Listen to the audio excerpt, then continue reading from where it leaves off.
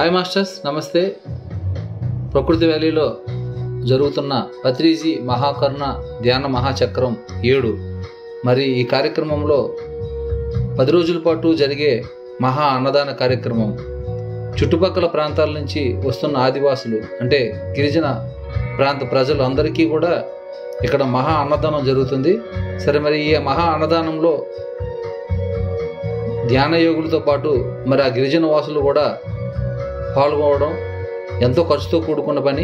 మరి ఈ అన్నదానంలో మీ వంతు సహాయ సహకారాలు అందించవలసిందిగా కోరుకుంటూ, పత్రిజీ గారికి ఎంతో ఇష్టమైన ప్లేసు ప్రకృతి వ్యాలీ. సహజంగా ఉండే ఒక గొప్ప అద్భుతమైన ప్రదేశం ప్రకృతి వ్యాలీ.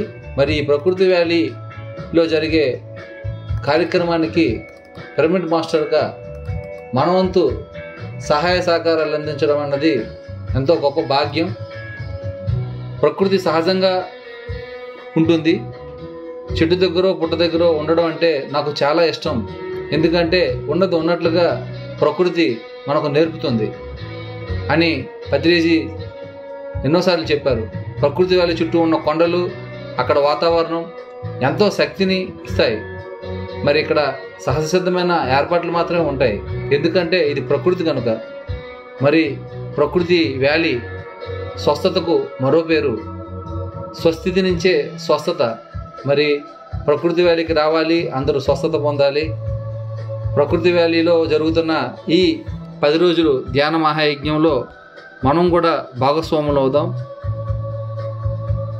జై హో పత్రిజీ. ధన్యవాదాలు.